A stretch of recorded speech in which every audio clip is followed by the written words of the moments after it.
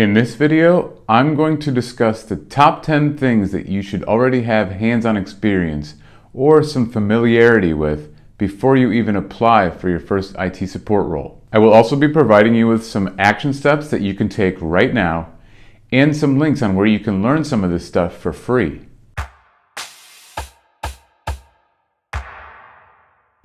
Justin here with Succeed at IT. My goal for this channel is to teach you everything else you need to know in order to start and grow your career in IT into something you love and make the money you want. Let's get into it. I put this list together based on my experience of what I believe you will see most commonly in your first IT support role. I'm sure everybody has their own opinion on this, but I put a lot of thought and attention into what is on this list. Almost everything on this list is something that you can learn in your basic home lab. I've also taken a lot of time to organize links on where you can learn everything on this list for free. If you don't already have a basic home lab, then I recommend watching my video after this about how to build a basic home lab and how to gain hands-on experience before you land your first job in IT. I will also put a link to that video below. Unlike most of my videos where I give you the next steps and the action items at the end, in this video, I need you to take action right now to get the most out of what I have to say. First, create a new note and call it My IT Skills. Second, pause the video right now and create the note. Did you pause? We're going to go through this together. As I go through each topic, I want you to write down the name of the topic on your note. I want you to give yourself an assessment score in each area, 1 through 5, 1 being the lowest and 5 being an expert. Creating the self-assessment is going to help you in 2 ways. First, it's going to give you an idea of what you know and what you don't know. But more importantly, the list of resources that I made at the end of this video is pretty long. And this will give you an idea of which topics you need to focus your time on and which areas you feel comfortable skipping. So if you haven't done it already, pause the video and make the list. Get ready to start scoring yourself. Seriously, you need to do this, okay? Pause it. Okay. Here we go. Number 1, hardware.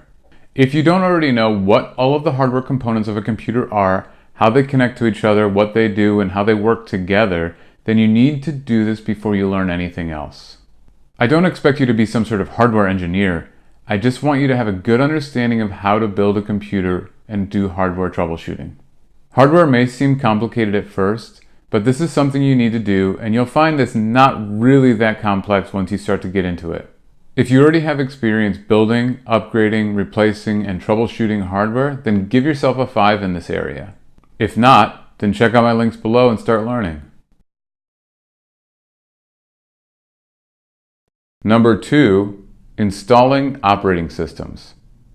Once you know what all the hardware is and how to build a computer, you should have a good understanding of how to install and reinstall an operating system. I recommend starting with Windows. That's going to be the most common operating system you see in a business environment, and it supports the most amount of hardware. If you don't already have a copy of Windows 10 to use in your lab already, you can download an evaluation version of Windows 10 Enterprise for free that will last for 90 days. 90 days should be more than enough because before 90 days is up, you're probably going to end up reinstalling the operating system anyway. I will put a link on where you can download Windows 10 Enterprise evaluation version in the description below under the operating system section. Secondly, if you also have access to a Mac that you can reinstall, I would try this as well. Macs are becoming very popular in the workplace. For a little extra credit, I also recommend installing a Linux distribution. Ubuntu is my favorite. It's free, it's super easy to use, and it supports the most hardware. I will also put a link to that in the description below. Experience installing operating systems includes everything from creating bootable media to formatting the drive, installing the operating system, and installing all of the supporting hardware drivers. If you already have extensive experience with all of these, then give yourself a 5 in this topic. Number 3, user management.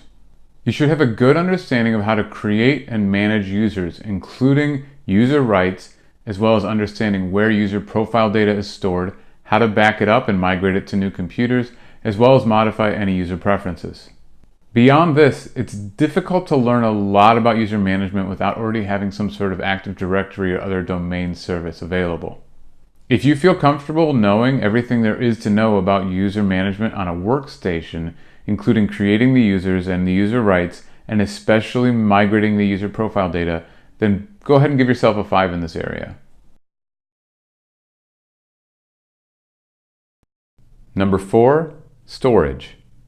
You need to understand different types of storage medium, including optical drives, disk drives, solid-state drives, USB drives, and everything else. But beyond understanding the hardware, you also need to understand the logical configuration of the disks and the data. This includes formatting, creating partitions and volumes, and understanding different types of file systems and their limitations. It would also be good for you to understand what RAID is and the different types of RAID configurations. It's going to be a little bit harder to get hands-on experience with RAID without having extensive hardware at home, but you should at least have an idea of what it is and how it works. Scoring yourself with a 5 in this area is going to be a little bit difficult unless you already have extensive experience with different types of storage, disks, RAID arrays, etc. There's a lot to know here, and I really recommend going through a lot of these links and just making sure you have an understanding of what everything is and how it works. Number 5, basic networking. Understanding basic networking is more than just being able to plug in a cable or connect to a wireless and being able to get on the internet. There's a reason why this is so easy now, and it's called DHCP. If you don't already know what DHCP is and how it works, then you definitely cannot give yourself a 5 in this area. You should have a basic understanding of how Ethernet networking works, what some common networking hardware is, as well as common protocols such as TCP/IP and DNS. In addition to this, you should have a general understanding of how to configure and troubleshoot networking issues using command line tools. Obviously, there's a lot to know about networking, and I don't want you to feel overwhelmed, but learning basic networking early on is something that's really good for your career because networking is something that's going to continue to advance. Again, I want to stress that you don't have to be some sort of networking expert before you get a job in IT.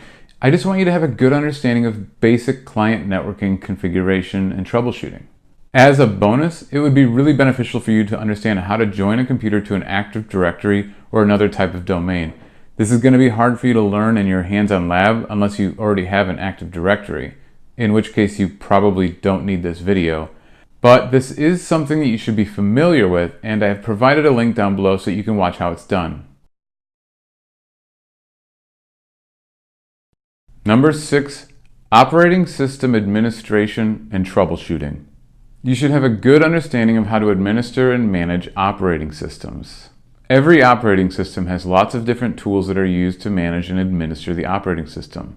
You should have a good understanding of what these tools are, what they're used for, and how to use them. Be curious about what everything in the operating system is. When you stumble across something that you've never seen before, then look it up and learn about it and find out what it is and what it does and why you need it. Operating systems generally have a lot of features that the average user will never use and does not know about. Don't forget to take a moment to give yourself a score here. Most people will not be able to score themselves a 5 unless you're already an IT veteran. I made sure to include a lot of links below in this area for stuff that you can learn at home. Number 7, applications. This isn't going to be a huge topic, but you should have some experience with professional applications, how to install them, and what some of their installation options are. Beyond this, you should also be familiar with different application configuration options and what the different settings in most applications do. For example, in most offices, you're going to see professional office software such as Microsoft Office or something similar, as well as email software.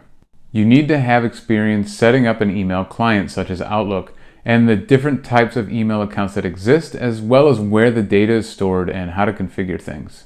It's also good to have an understanding of how to troubleshoot common application issues. If you already have a lot of diverse experience with many applications of installing them, their options, configuring them, as well as where their data is stored and troubleshooting them, then give yourself a 5 in this area. Otherwise, check out my links on where you can learn more.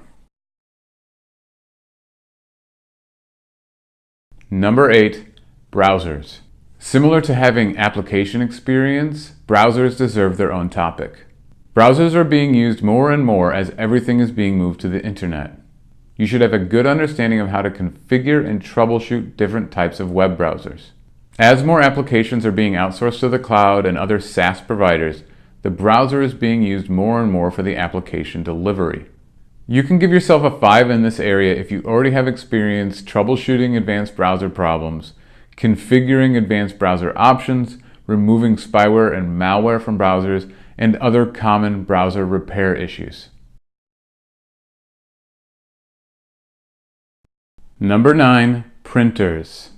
Printers might not be as common as they used to be in the home, but in the workplace, printers are still very prevalent, and understanding how to configure printers is very important. You can give yourself a 5 in this area if you already have experience installing, configuring, and troubleshooting printer issues. This also includes how to configure, share, connect, use, and troubleshoot network printers. It might be hard to get hands-on experience with this unless you already have a network printer at home, but this is something that you should take the time to be at least familiar with and learn how it works. Number 10, operating system security. Security is getting more and more important as we depend on our computers more every year. You should have a good understanding of how to protect an operating system, the types of vulnerabilities that exist, and how to remove and prevent attacks on the operating system. This includes understanding tools such as a firewall, antivirus, and other anti-malware software, as well as understanding what the attacks are, such as viruses, worms, spyware, ransomware, and other attacks. I've provided a bunch of links for you, and you can just score yourself however you feel here. As extra credit, I think it would be really good to understand some advanced file system permissions, especially NTFS. You're going to see NTFS a lot, and understanding advanced NTFS permissions has a lot to do with securing an operating system. Some days it's going to feel like there's just too much to learn, but I don't want you to worry about this at all. Continuous learning is going to be something that's always going to be part of your IT career, but you're going to find that the more you learn, the easier it becomes. Additionally, the more you know, the faster you're going to be able to learn new concepts because you're going to find that they're somehow related to other things you've already learned in the past. I want you to understand that you do not have to have a 5 in every one of these areas before you go get a career in IT. I made this list because I want you to feel like you have the best chances of landing a job, but don't feel like this is written in stone. Just continue to chip away at your IT skills every day, and don't give up when you run into a hurdle. If you're the type that gives up too easily, then IT is not for you. You need to have tenacity and resilience to continue to grow your career in IT. Like I always say, take action. Go through the list you've made, and then go through my entire list of links below and start learning new ideas and new concepts. I spent a lot of time making that list for you, and I want you to use it. If you have any questions, just put them in the comments. I'd love to hear what you think. And if you like what I'm doing here, please subscribe to my channel, give my video a like, and I look forward to seeing you in the next video.